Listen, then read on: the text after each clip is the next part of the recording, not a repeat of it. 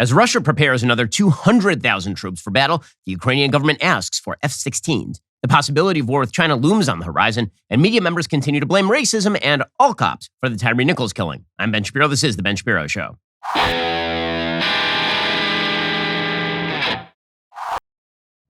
Well, Vladimir Putin is upping the ante in Ukraine. According to the U.S. Sun, Russia is now massing at least 200,000 soldiers for a massive new assault on Ukraine, according to NATO's top official. That'd be NATO Secretary General Jens Stoltenberg. He grimly said there is no sign that Vladimir Putin is preparing for peace. He warned that Russia is preparing for more war ahead of the conflict's first anniversary at the end of February. I think if you'd told anybody this conflict would still be going on 1 year from the date of inception, people would have thought that you were nuts. That is specifically the result of Ukrainian resistance and NATO armaments pouring into Ukraine at an unprecedented rate. All of this comes amid intelligence reports that Putin may be readying for a massive new offensive. It has been reported that he could launch a new blitzkrieg-style onslaught in an attempt to win the war by taking Kiev. Ukraine fears the assault could coincide with February 24th, the first anniversary of Putin's invasion. Stoltenberg did not give any details, but reiterated the need for the West to continue arming Ukraine. He warned the world to prepare for the long haul. He said it is extremely important that Putin does not win. Meanwhile, Volodymyr Zelensky, the president of Ukraine, he is arguing that Ukraine not only needs more weapons, they need better weapons. This would include, presumably, F-16s. According to Reuters, Ukraine needs new weapons and faster deliveries to confront a, quote, very tough situation of constant attacks by Russian forces in the eastern Donetsk region, according to Zelensky. He said the situation is very tough. Bakhmut, Volodar, other sectors in the Donetsk region, these are constant Russian attacks. These are constant attempts to break through our defenses. He said Russia wants the war to drag on and exhaust our forces, so we have to make time our weapon. We have to speed up events, speed up supplies, open up new weapons options for Ukraine.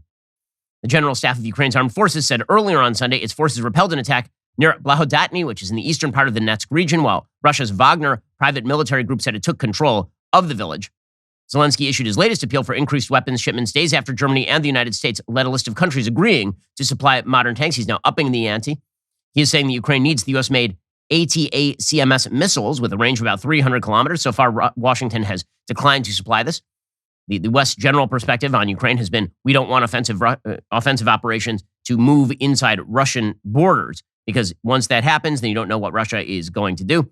In his latest remarks, Zelensky's Ukraine command was committed to ensuring that our pressure is greater than the occupiers' capacity to attack, and that meant, quote, maintaining the defense support from our partners. Meanwhile, Germany has been warning against an arms race as Ukraine is pushing for more missiles and more jets. German Chancellor Olaf Scholz is warning against that race.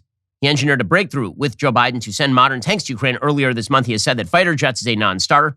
He said, I can only advise against entering into a constant competition to outbid each other when it comes to weapon systems. Germany has insisted the country will not be equipping Ukraine with warplanes. Scholz said the question of combat aircraft does not arise at all. The U.S. has not shared any plans to send warplanes. Apparently, NBC News reported a little bit earlier this month that Biden got angry with the Ukrainian president on a call when Zelensky responded to the latest U.S. announcement of billions in aid by piling on additional requests. Biden apparently has said no to the United States sending F-16 fighter jets to Ukraine. That's according to Arab News. He said on Monday he will not be sending F-16 fighter jets to Ukraine. He said no. Western nations, of course, have been sending upgraded tanks to Ukraine at this time. However, it is worthwhile noting that Poland may in fact be cutting some sort of deal with Ukraine to send F-16s to Ukraine, and then sort of through back channels, those jets would be resupplied to Poland. So it's quite possible that the United States will indirectly be helping to fund the sending of F-16s to Ukraine. They'll just make Poland do it. This would not be the first time this sort of armaments reshipment has happened. Poland has been very friendly towards shipping in more weaponry toward Ukraine because Poland, of course, is under direct Russian threat and has been for centuries at this point. According to TheDrive.com, Ukraine says it has received positive signals from Poland that indicate that the NATO country is willing to supply Kyiv with the F-16 fighter jets it's long been campaigning to get. Meanwhile, Polish officials have confirmed they could send some of their F-16s to Ukraine, although it would have to be done as part of a coordinated effort with other NATO allies. Moreover, the advanced capabilities of these jets in particular and Poland's own need for them appear to make such a transfer at least questionable. Andrei Yermak is the head of the office of the president of Ukraine, and he put a statement on Telegram saying work on obtaining F-16 fighters continues. We have positive signals from Poland, which is ready to pass them on to us in coordination with NATO. It says tanks, fighter jets, a great combination for turning Russian enemies into fertilizer. Polish Prime Minister Mateusz Morawiecki said in a press conference, we will act in full coordination here, presumably with the rest of NATO. The Polish Prime Minister said the country would be open to providing Ukraine with F-16s, provided a more comprehensive framework deal was set up and then approved, which would presumably amount to the West resupplying Poland. So instead of directly, I don't know how that is any better, by the way.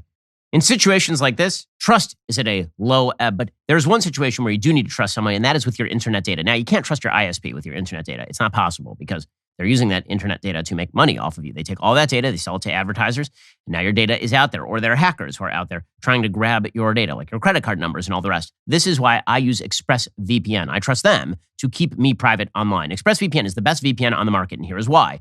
ExpressVPN does not log your online activity to sell it off to advertisers. ExpressVPN engineered a new VPN protocol to make user speeds faster than ever. It never slows my connection. And ExpressVPN is incredibly easy to use. You don't need any technical skills to get set up. I love ExpressVPN because you push one button, and now it's installed. You hit the button again, and now you are activated and protected. Protect yourself with the same VPN I use and trust. Visit expressvpn.com/Ben right now. Find out how you can get 3 months for free. That is expressvpn.com/Ben, expressvpn.com/Ben to learn more. I've been using ExpressVPN for years to protect my online activity. I run an internet company. You should do the same. Check them out over at expressvpn.com/Ben to learn more. Okay, so the question is, what the hell is going to be the end of all of this? Right now, all of the interests are aligned for a prolonged war. All of them. This is a basic prisoner's dilemma. So for folks who are not familiar with game theory is basically a way of trying to decipher how two parties are going to act when they are in conflict. And there's a very famous sort of mental exercise called the prisoner's dilemma that really applies here. The prisoner's dilemma is taken from a situation in which two people are arrested for a crime. You know that they are in cahoots with one another. And the idea is, how do we get one of them to confess or both of them to confess? So you put them in separate rooms and then you offer them a deal. And the deal is basically this. You say to each one of them, if you guys both stay silent, then you'll get 1 year in jail. If you, the person in front of me, if you confess and the other guy does not confess, then you will get no jail time, and the other guy will get all the jail time, right? You rat on your buddy, you go free. Your buddy is the one who gets blamed. He's the one who ends up with 3 years of jail time. If both of you betray one another, then you are both going to end up with 2 years of jail time because you're both guilty of the crime, right? So if neither of you say anything, then you both get what would be your second best outcome, in which you both serve 1 year. If both of you stay silent, if you trust your buddy in crime, then you are both going to stay silent. If you betray your friend, but your friend says nothing, and you take a free ride on your friend, basically your friend goes to jail for 3 years and you go free. And if both of you defect, then you end up both serving a couple of years. So in the prisoner's dilemma, there's something called the Nash equilibrium. The Nash equilibrium is essentially where we assume that the result is going to end up because all of the interests are aligned in favor of that result. In this particular situation, you're going to end up both serving 2 years because you don't want to be the guy who gets jobbed. You do not want to be the person who ends up staying silent while your friend confesses. If you stay silent while your friend confesses, he goes free, and you end up going to jail for 3 years. So you don't want to be suckered. That's your worst available outcome. So to avoid your worst outcome, you end up confessing. Your friend does the same thing. He ends up confessing also, and you both end up going to jail for 2 years. Whereas if both of you had stayed silent, presumably both of you would have gone to jail for 1 year. Okay, the reason that this applies is think about Russia-Ukraine. So instead of a situation in which we're talking about confessing or staying silent, we're talking about a situation in which you negotiate a diplomatic solution or you continue to maintain the war. So the worst situation for Ukraine is that you start to make concessions to Russia. Russia continues to press forward with its gains. And so Russia gets everything and you get nothing. That is the worst situation. The same thing is true of Russia. If Russia makes diplomatic noises and starts to make concessions and Ukraine continues to push forward, then Russia ends up in its worst available position. If both of them were to negotiate, then presumably both of them avoid the worst available situation. But you have a serious lack of trust, right? If both of them were actually able to negotiate some sort of solution here in which Russia, for example, keeps control of Crimea and small areas of Donetsk, Luhansk, which has always been the assumption, I think, in diplomatic circles. If that were to be the solution, that would be the second best solution for both of them, right? Because the worst solution for Kyiv is that Russia wins the war, and the worst solution for Russia is that Kyiv wins the war. So, but there's lack of trust, and so they're not going to end up negotiating a diplomatic solution. Instead, all of the interests are aligned for both of them to continue the war. Because the worst thing that Moscow can do at this point is negotiate while Ukraine continues to push forward on all of Russia's borders. And the worst thing for Russia, and the worst thing for Kyiv, rather, is that they negotiate while Russia continues to pour 200,000 men into the region. So what you have is an interest in a prolonged war. So the question becomes, how do you escape the prisoner's dilemma? How do you stop this from being the interest matrix here? Because right now, again, all interests are aligned for a long war. If you're Ukraine, you'd rather have a long war, a harsh war, then you would essentially surrender. If you're Russia, same sort of thing. And so avoiding negotiations is part of the game here. So how do you avoid the prisoner's dilemma? Well, there are a couple of ways. One of them has been suggested, of course, by Ukraine. And one of them is that Ukraine ratchets up its military action. And so now the worst outcome for Russia appears more and more viable. It's not a 50-50 shot as to whether they win or lose the war. It is now a 20-80 shot as to whether they win or lose the war. Right now, there's so much pressure on them militarily speaking, but they have no choice but to come to the table. The pressure ratchets up. So you do the F-16s. Yeah, essentially, this is what Nixon did in Vietnam.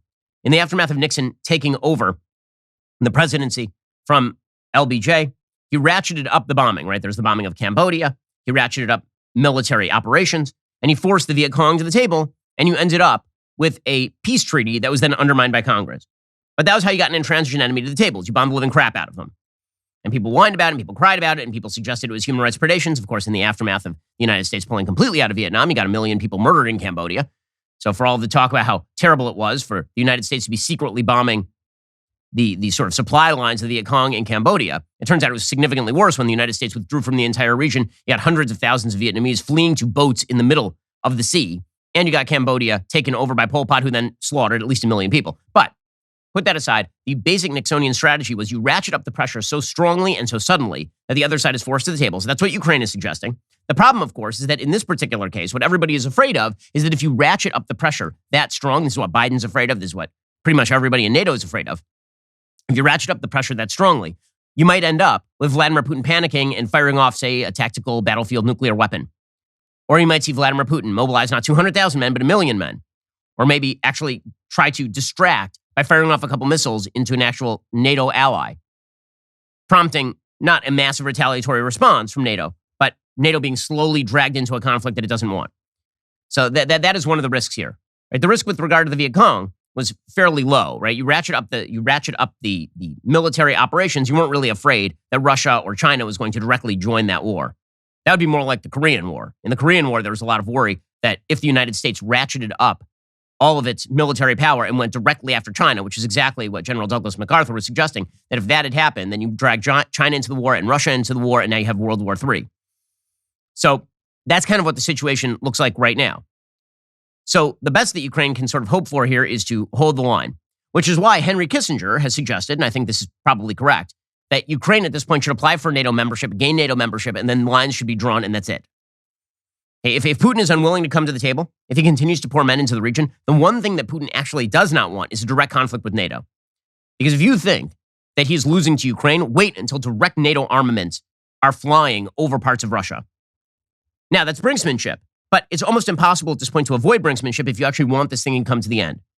Listen, everybody except for the players, Ukraine and Russia, have an interest in this conflict ending. I'll tell you what not everybody has an interest in. That is making sure that you're protected from the predations of woke capital. So woke capital, these are people who are actively using your dollars against you. This happens with corporations all over America. Why would you give your money to those people when you don't have to? This is why you should check out Pure Talk. If one of your goals this year is to do business with companies that share your values, check out Pure Talk. Pure Talk is the antidote to the woke wireless companies. It is proudly veteran-owned employees, a U.S.-based customer service team, absolutely refuses to spend money on the news networks that you hate. Pure Talk's service is fantastic. They're one of the largest networks in the country. You get blazing fast data, talk, and text for as low as $30 a month. That's probably half of what you're paying, Verizon, AT&T, or T-Mobile. You can switch over to Pure Talk in as little as 10 minutes while keeping your phone and your phone number. The first month is guaranteed risk-free. Try it. If you're not completely happy with the service, you will get your money back. This year, make it a goal to support the companies who support you. Go to puretalk.com, enter promo code Shapiro to save 50% off your very first month of coverage. That is puretalk.com, promo code Shapiro. Pure Talk is simply smarter wireless. I made the switch over. I take all my business calls using Pure Talk. You should do the same. puretalk.com, enter promo code Shapiro, save 50% off your first month of coverage. Now, I know that there are a lot of people out there who are sort of suggesting the best thing is for the United States to completely defund Ukraine. The best thing is for the United States to get out of this business entirely.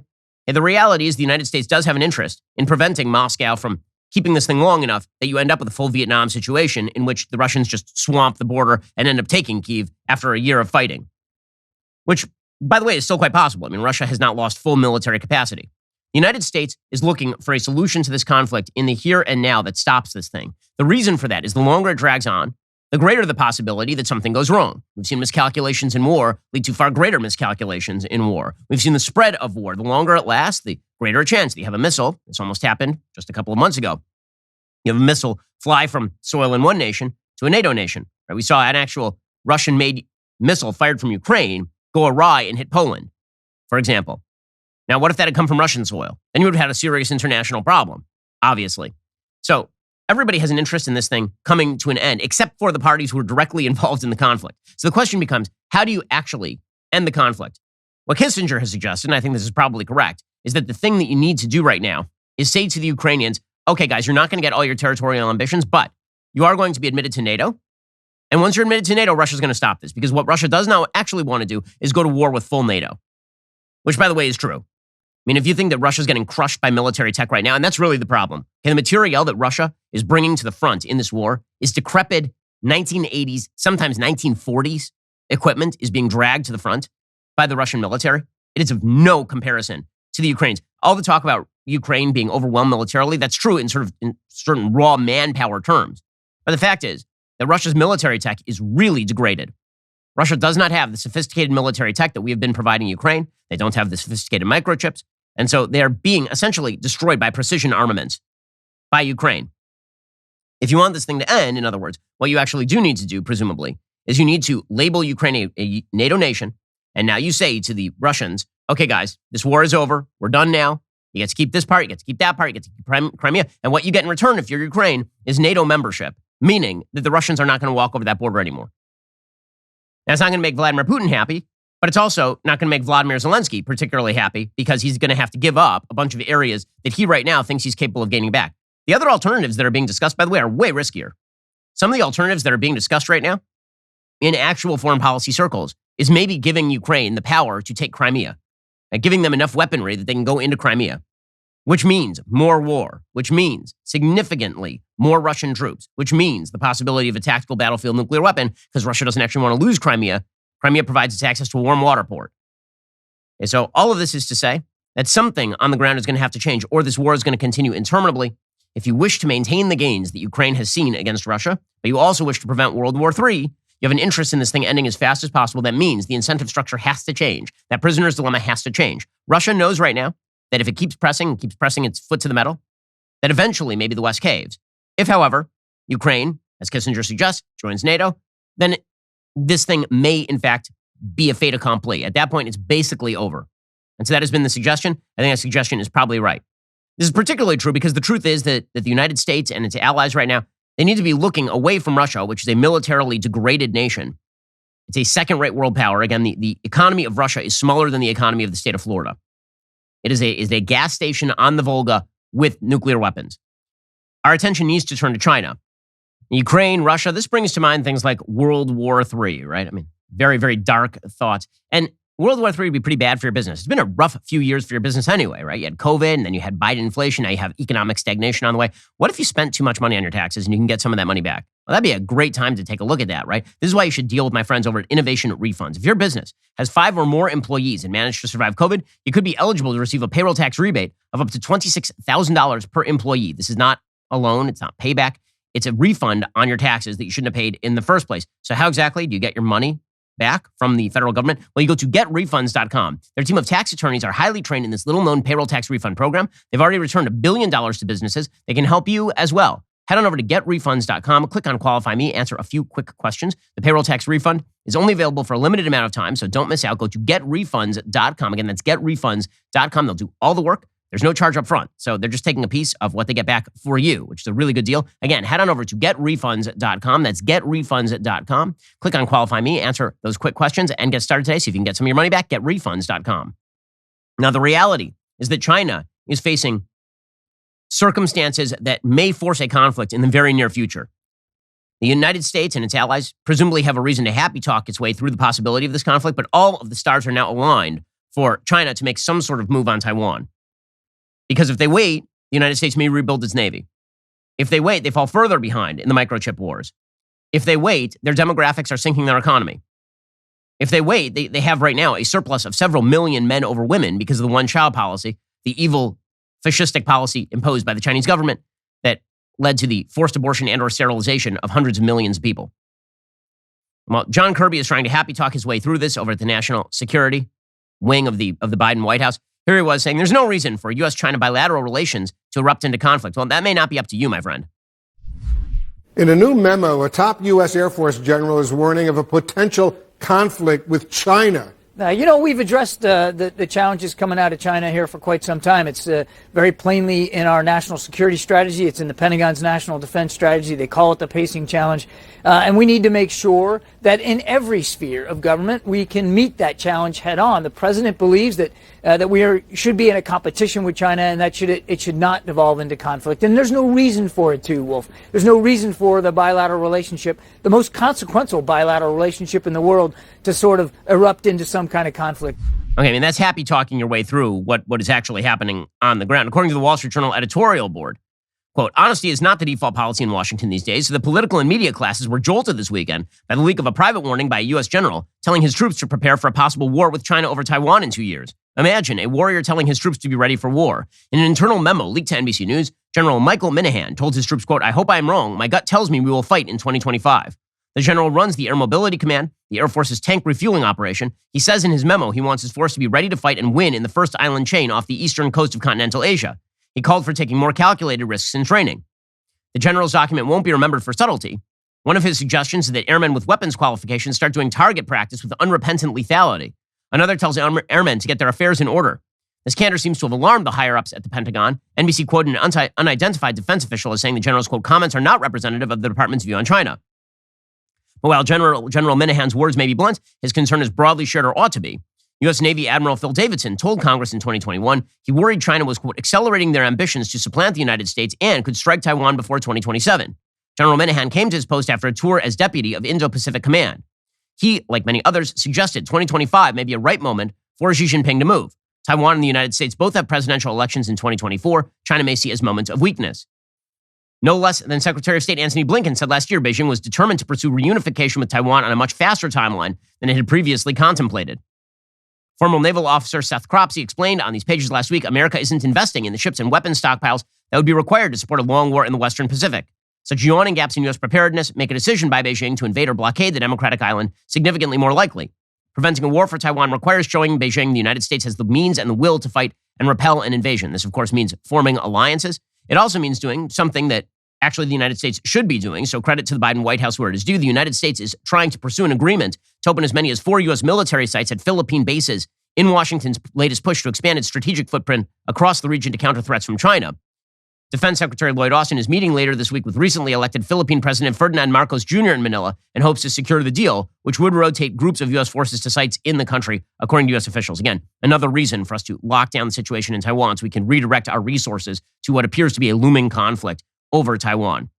And again, Taiwan is the single greatest supplier of sophisticated microchips on planet Earth. It is unlikely that there is a full-scale invasion of Taiwan. A blockade of Taiwan is significantly more likely in an attempt to force the microchip manufacturers in Taiwan to create sophisticated microchips for the use of China's military, which would dramatically upgrade their military. The major advantage the United States has over China is, of course, not size. It is our technical sophistication in terms of military weaponry. And meanwhile, on the domestic front, the Tyre Nichols case continues apace. The Wall Street Journal reports that 3 Memphis, Tennessee emergency medical technicians were fired on Monday. 2 additional police officers have been relieved from duty as officials continue investigations into the death of Tyre Nichols. The 3 EMTs were let go after an internal investigation into their actions at the scene of Nichols' January 7th encounter with police following a traffic stop, according to the Memphis Fire Department. The review showed they failed to conduct an adequate patient assessment of Mr. Nichols. The Memphis Police Department said that Officer Preston Hemphill and a second unnamed officer were relieved from duty. The 2 officers' actions and inaction continue to be the subject of an internal investigation. Police said that Hemphill and the unnamed officer were relieved from duty at the beginning of the investigation. The people who have now been fired from the force are 2 of them are black, 1 of them is white, because race is the only concern for our media, apparently. Officer Hemphill, who participated in the initial traffic stop and the use of a taser, will remain on administrative leave pending the outcome of the investigation. The use of the taser, by the way, is not obviously the problem with regard to the Tyre Nichols situation. We watched the tape yesterday on the show, and we talked about the fact that Tyre Nichols fled on foot as he was leaving. They attempted to tase him. So, again, this is more reaction, legal reaction to what appears to be an egregious situation. The Memphis Fire Department said on Monday its investigation showed that the 3 fired EMTs found Nichols handcuffed on the ground and leaning against a police vehicle. Apparently, the department said that they violated numerous MFD protocols and policies. Unclear exactly what they were supposed to do. at that point, or what medical action would have been necessary in order to save Nichols, or whether that would have actually materialized in any sort of health change for Nichols. He did die at the hospital of internal injuries, is my understanding. In any case, the media continue on their dual narratives of, one, the police are bad, and two, this is all about race. So Sarah Haynes, the View is just a repository of all the lowest IQ humans on the planet, apparently. So Sarah Haynes said that we can talk about racism because the race of the officers does not matter. All the officers in this particular case, of course, were black. It is only the race of the victim that matters, which is quite bizarre, since if you're going to claim white supremacy, typically white people are supposed to be involved in a claim of white supremacy, but apparently only the victim matters. You can still claim white supremacy so long as the victim is black. It does not matter who killed him. So presumably every gangland violence shooting in Chicago is the result of white supremacy. This is one of these broad arguments that is beautiful for the left because it involves no actual outcome. You don't actually have to achieve a policy solution. You just blame white supremacy out there in the ether for all the bad problems on the ground. And then all of your policy prescriptions magically amount to radical leftist diversity, equity, and inclusion nonsense. Here is Sarah Haynes saying something very silly. Part of police reform over the years were all these cameras, dash cameras, body cameras. And there is such a casualness to this aggression. And I did watch it because I think, people say it was too hard to watch or I couldn't watch it. And I thought that's the least we can do, to watch what is going, because I think people have to see it sometimes to maybe be, one, I think there's a lot of people that do realize this is never acceptable, not okay. I think the fact that it was black officers shows it doesn't matter the color of the cop. It's the victim. It's the victim. It's the victim. And meanwhile, Whoopi Goldberg, she of the genius sort of sage presence on The View. She's like, I'm not saying that maybe white people need to get beaten up for police reform to happen, but maybe white people need to get beaten up for police reform to happen. Okay, so first of all, this is unbelievably stupid. We've seen many, many cases of police brutality against white people. In fact, some of those cases are significantly worse than what we saw with Tyre Nichols. That one case that I mentioned the other day of a white man killed by the police in a hotel is the Daniel Shaver killing of 2016, significantly worse than what we saw with Tyre Nichols. I mean, Tyre Nichols is really, really, really bad. Daniel Shaver is literally on the ground trying to comply with officers' orders, and they just murder him. So this notion that white people have never been the victims of police violence is absolute bullcrap. It is not true in the slightest. But here is Whoopi Goldberg, because, again, everything for Whoopi, just a reminder, Whoopi Goldberg believes that everything in life is racist except Hitler. That is an actual thing that Whoopi Goldberg has said, because she believes that when Hitler went after the Jews are white, so it was white on white crime, so it wasn't racism. And here's genius Whoopi Goldberg. When will the brutality finally lead to some police reform from the ground up? Because clearly, it doesn't matter if it's a white policeman or a black policeman, it is a problem in the police, in the policing itself. Seems things don't seem to make sense to people unless it's somebody they can feel or they can recognize. But how many times do we need to see white people also get beaten before anybody will do anything? Again, white people get beaten pretty regularly by the cops. I mean, the rate of white people being shot by the officers unarmed, the number of white people shot by officers unarmed is significantly higher than the number of black people shot by officers unarmed every year. So I'm not sure what the hell she's talking about, except that everything is always racism, always and forever. Anna Navarro, just to complete our round trip of the View, Anna Navarro says people would have done more to help a dog than of Nichols. Again, presumably the idea is because he's black, which is weird since two of the EMTs who have been fired are black. The people that came to treat him and didn't treat him, the level of inhumanity in watching this play out, and some of these were reforms. That's the part that leaves me feeling people would have done more to help a dog out than they did to help Tyre Nichols out, and that is inhumanity. I mean, what I always like about these tapes is we all agree that what we saw was truly egregious, but the more you shout about it on TV, the more credit you get. That seems to be the rule. Again, we can all be outraged, and these people are going to jail. They're all being prosecuted. The kind of virtue signaling that you see on TV with all these people shedding what I imagine are TV tears is rather egregious. Meanwhile, again, there are two narratives that have emerged for the media from this. One is that all the cops are bad, and so we have to stop policing. And two is that racism is the real problem. So we begin with the first argument, which is that all policing is bad. Professor Alexis Hogue-Fortjor of the Brooklyn School of Law, she said, maybe a solution here is that police don't actually need to administer stops in basic traffic violations. No, they do.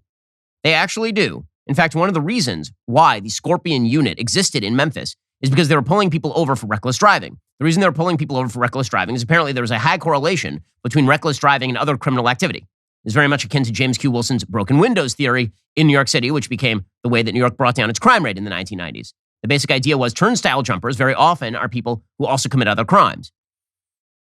I'm confused as to why you believe that if basic traffic stops are not done, suddenly the crime rate will go down. It is worthwhile noting, by the way, Memphis has one of the highest violent crime rates in America. Memphis's Scorpion unit was founded by the current police chief who just disbanded it because of the problem of violent crime in Memphis. In fact, according to Neighborhood Scout, you have a 1 in 12 chance if you live in Memphis of being the victim of either a violent or a property crime. That's how bad crime is in the city of Memphis. And so the solution from this Ivy League professor at Brooklyn Law School, it's an ivory tower person, is that what if the police just don't police anymore? Great solution, guys. It'll work out amazing. My really strong sentiment is that to decrease violence between law enforcement officials and the public is to decrease the contact and intervention that police have with the public. Fewer traffic stops. Exactly. They don't need to be, police do not need to administer stops in basic traffic violations. I know all of us, I can confidently say, have engaged in a minor traffic violation. Mm-hmm. Yes, and virtually all of us have gotten a traffic ticket at some point. And you know what all of us don't do? Run away from the police officers or fail to obey commands. And not to quote early Chris Rock, but you should obey commands from the police. This is a good idea. This is, if you want to avoid a bad interaction with a cop, the best way to avoid a bad interaction with a cop is not to, number one, commit a crime, and number two, not to disobey the police officer when he tells you what to do. Now, again, that does not excuse police brutality. It does not mean these officers shouldn't go to jail. They violated the law. We talked about this yesterday. But if you want to actually reduce the number of interactions between one population group and the cops, one of the things you're going to need to do is reduce the crime rate among this population group so that they don't have the interactions with the cops. And this is not exactly rocket science. And yet the solution, apparently, is that we stop the policing, which, of course, results in precisely the opposite of what you seek to achieve. You get fewer interactions with the cops, that's for sure. You do get many more interactions with criminals. This is why you have genius Mehdi Hasan on MSNBC claiming that it's time to abolish the police. Why is it so radical, says Mehdi Hasan, to abolish the police from his security-protected studio over at MSNBC? The issue here, as plenty of people have pointed out, is not black versus white. It's blue versus the rest of us. Which is why this whole reform nonsense from Democrats is so tiring and so dishonest. You can't reform this stuff with body cameras or diversifying the police, as we just saw in Memphis. That doesn't solve the problem either. The Memphis Police Department's response to all this controversy and camera footage on Saturday was to announce that it was disbanding the specialized police unit whose officers inflicted that brutal assault on Tyre Nichols, the so-called Scorpion unit. Yeah, they defunded and abolished it. And so I love that he's like, there's no way to reform. Okay, well, so at least you're saying the quiet part out loud. If there's no way to reform the cops, then you have to abolish the cops. There's only one problem with that, which is that when you abolish the cops, crimes goes up. This is true everywhere. It's been true for all of human history. Okay, so that's narrative number one. Media are going to maintain it no matter what the situation. Narrative number two is that it was racism. Racism was involved. Black cops kill a black guy. White people are to blame. White racism is to blame. White supremacy is to blame because policing is white supremacy, which is weird coming from Eric Adams, a former cop. Here is Eric, and the reason, by the way, he was elected to the mayoralty is because he was supposedly not anti-cop. Here he was suggesting that white supremacy is embedded in the system. Chief C.J. Davis, in my interview with her, she said that all the officers being black, it takes race off the table. Do you agree with that? No, I don't. I think that I understand what the chief was saying, and I think she really handled this situation in a very professional way. She moved swiftly. She ensured that those officers were removed from the department. She took all the necessary steps. But I think race is still on the table. When a culture of policing historically has treated those from different groups differently, even when the individuals are from that same group. 58% of the Memphis Police Department is black. The chief of police is black. All 5 of the suspects in this case are black. And yet, Eric Adams says it's because of the history of white supremacy. And of course, you have Kimberly Crenshaw, the founder of Intersectionality, who's out there saying the same thing. She says, black people can still be anti-black. That's all critical race theory. So basically, it's very funny. Atheists often accuse religious people of the God of the gaps. The idea here is that we can't explain something, therefore it's God. The atheists think this is why religious people believe what they believe. That's not true. Religious people believe that there is a structure to the universe that exists behind all of nature, all the rest of it. But the argument of the atheistic left is that Religious people believe in a God of the gaps. The left believes in a white supremacy of the gaps. No matter what the situation, there's an unfalsifiable thesis, which is that it is white supremacy to blame. And Kimberly Crenshaw's made a hell of a living off of this garbage. Here she was yesterday. It's about the systemic racism that is embedded in this country's history and its institutions, like the police. Why is that such a difficult distinction for so many people to make? Well, frankly, Mehdi, this is precisely the question that critical race theorists have been asking since the 70s. It shouldn't be a surprise to people that individual black people can actually do anti-black things. Anyone who knows the history of enslavement, anyone who knows the history of policing knows that black people can do anti-black things. So if you are a police officer who is black, apparently this is akin to being a black person who's complicit in the institution of slavery, according to Kimberly Crenshaw. This is just pure unbridled racism. That white supremacy is to blame for individual black people who mishandled and did something terrible to another black person. It's amazing stuff. Again, it's all part and parcel of a left-wing push that suggests that white supremacy is always to blame for everything, and it must be taught in schools, and it must be taught to your children, and all the rest of this sort of stuff. Now, the consequences of this sort of bad policy, that's the stuff that people like Kimberly Crenshaw don't actually have to live with. Kimberly Crenshaw lives a wonderful life. She teaches at a college. She teaches over at Columbia. Columbia is protected by its own police force. She doesn't have to worry about her safety. The same thing is true of Mehdi Hassan. The NIMBYism on the left is overwhelming. Now, left-wingers, when they push policies like this, they are blind to the consequences. Speaking of blind, you should check out blinds.com. Oh, you like that transition, did you? You should check out blinds.com because it's going to make your house look better. So here is the thing. When you look at your house and upgrading the look and feel of it, how light comes into the room is a big one. I'm big into natural light. It's one of the reasons I bought my house. I want to make sure that natural light came in a certain way. And this means you need great window coverings, and blinds.com can make the magic happen for you. Blinds.com is the #1 online retailer of custom window coverings with over 40,000 five-star reviews. You can measure and install yourself or have blinds.com take care of it with local professionals. There's no showroom, no retail markets. No matter how many you order, installation is just one low cost. Everything they sell is covered by their perfect fit and 100% satisfaction guarantee. We've used it in Shapiro stand, the Shapiro home. Blinds.com is sure to have the perfect treatments for your windows since they have hundreds of styles and colors to choose from. Shop Blinds.com right now. Save up to 40% site-wide. Now through January 31st, all Roman shades are 45% off. These are great deals. When you check out online, don't forget to tell them you heard about Blinds.com from The Ben Shapiro Show. It helps us. It helps them. Rules and restrictions may apply. Plus, you can pay over time with PayPal credit at Blinds.com. PayPal credit is subject to credit approval. Visit Blinds.com/PayPal for details. Also, we have been running a massive 40% off sale for annual memberships. It is ending soon. Don't miss the chance to celebrate one of the greatest moments in DailyWire history with one of the greatest offers. That's 40% off annual memberships with code Do Not Comply. 1 year ago, we sued the federal government, the Biden administration, over its tyrannical vax mandate, and we won. Celebrate this victory by joining the winning team. Remember, this is your last chance to get 40% off your new annual membership at dailywire.com/subscribe. The sale ends soon. Head on over to dailywire.com/subscribe today. It's a fantastic deal, 40% off. Hey, so speaking of left-wing policy choices and the NIMBYism that involves, it is amazing the disconnect between the elite members of the Democratic Party and the people who are affected by the policies of the Democratic Party continues to grow. The latest symptom of this comes courtesy of Steph and Aisha Curry. Not the first time that we have seen people who are very much proponents of left-wing social policy hating it as soon as it arrives literally on their doorstep. According to the New York Post, famed NBA marksman Steph Curry appears more comfortable with three-point daggers than three-story developments.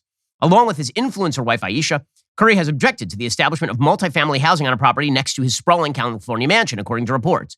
In an email, the couple told officials in Atherton, one of the nation's most exclusive enclaves, that the three-story townhouses would encroach on their privacy.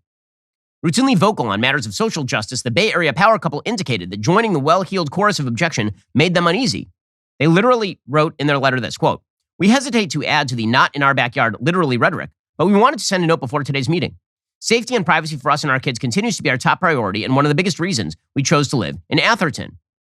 Home to tech moguls, athletes, and international business titans, Atherton officials will reluctantly submit a plan to the state this week outlining their efforts to increase housing density. The parcel in question, which abuts the Curry residence, is set to be rezoned in order to accommodate several multifamily units sought by the owner.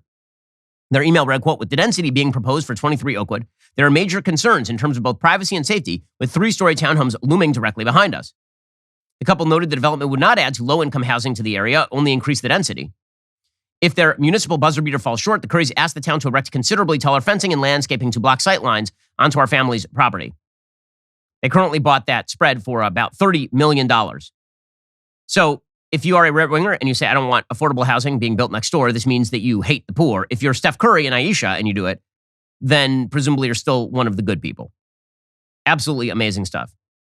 Now, speaking of left-wing social causes, I have to say, if you want to prove that you're not vindictive jackasses, it seems that the worst way of doing that would be to continue going after a single cake shop owner in Colorado. And yet this is what the LGBTQ plus minus divided by sign, happy face emoji, sad face emoji, cry emoji, trans flag emoji, hashtag ampersand crowd. They continue to do this. According to the Daily Caller, a Colorado Court of Appeals judge ruled against Christian baker Jack Phillips Thursday after he appealed an earlier court decision requiring him to bake a cake for an individual's gender transition. Phillips already won a previous case at the Supreme Court in 2018 after he declined to make a wedding cake for a gay couple. He was sued again in March 2021 after a trans individual wanted Phillips, who owns Masterpiece Cake Shop, to make a cake that was blue on the outside and pink on the inside. Alliance for Defending Freedom announced in a press release on Thursday the Colorado Court of Appeals had ruled against Phillips. They said a plan to appeal was already in motion. The court determined that Phillips' right to religious freedom did not fall under First Amendment protection. The court said, quote, turning to the constitutional issues presented, the division concluded the act of baking a pink cake with blue frosting does not constitute protected speech under the First Amendment. So apparently doing that means nothing. It's not actually a speech element, which defies reason, because otherwise why would this trans person want it from Jack Phillips? That is literally the reason this person is doing it. The court says additionally, the division concludes that the CADA's prohibition against discrimination based on a person's trans status does not violate a proprietor's right to freely exercise or express their religion.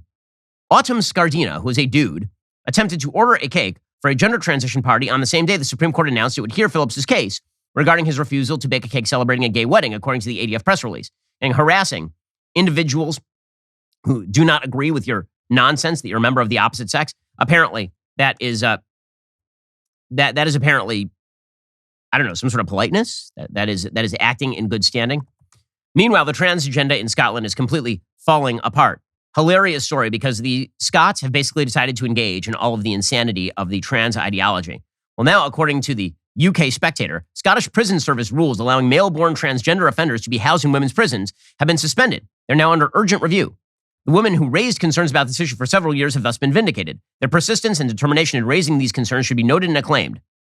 The Scottish development follows cases that have grimly caught the public eye across the UK. Last week's conviction of a double rapist known as Isla Bryson was followed by reports that the violent sex offender Tiffany Scott, born Andrew Burns, was heading for a female jail, solely because he says he identifies as female. These miserable stories and the tortured language used to report them, including phrases such as her penis, are precisely what a number of women have been warning of. And while trans sex offenders transferred to the female estates, those are now on hold, there have already been too many reports of women in that estate being intimidated and worse by other male-born criminals who say that they are female. The fact that it has taken such vivid cases for those warnings to be accepted and acted on is revealing now. Of course, J.K. Rowling has been ripped up and down for pointing all of this out. Now, all of the women who have said, hey, it turns out that women are women and men are men, they are now being vindicated by the fact that in Scottish prisons, they're now saying that, hey, men shouldn't be housed with women. The fact that this even has to be argued is absolutely insane. But it just shows the aggressiveness of the movement. The aggressiveness of the trans movement is such that they were literally insisting that men who had raped women and now say they are women should be included with women in jails. Speaking of aggressiveness, quick story out of New York. Apparently, the left is now enraged that the New York Rangers botched their Pride Night promotion. Because the rule, by the way, now is that LGBTQ Pride involves everybody being forced to wear your flag. According to the New York Daily News, it wasn't a proud moment for the New York Rangers, whose botched Pride Night promotion ended up being ripped as a, quote, slap in the face to the LGBT community. The Rangers had promised to wear Pride-themed jerseys and use rainbow-colored stick tape during warm-ups, but that didn't happen. They wore regular game jerseys and normal stick tape. No, that's terrible. They didn't make their hockey sticks gay. They didn't wear the gay jerseys during warm-ups. My God, how can the United States stand such bigotry? Pride promotions are common in the NHL. Friday was the Rangers' 7th Pride Night. All players wore Pride-themed jerseys in 2020, 2021, and 2022. After the games, the gear was auctioned off for charity. The Rangers didn't address the matter on Saturday in a statement. The NHL did not return requests for comment. David Kilmanick, the president of the Queens-based LGBT network, said, quote, if the Rangers are saying they're going to be celebrating Pride Night, everyone needs to come out and celebrate. Everyone! Tolerance! Diversity! You will wear the flag and you will love it. Love it. And if you don't, you are a bigot. Oh man, the backlash to this nonsense is going to be so strong, and I am here for it. Alrighty, guys, the rest of the show is continuing right now. You're not going to want to miss it. We'll be getting into cross-dressing flight attendants, which is very exciting stuff. Plus, we'll be getting to the Trump-DeSantis debate. Is it breaking out? If you're not a member, become a member. Use code Shapiro at checkout for 2 months free on all annual plans. Click the link in the description and join us.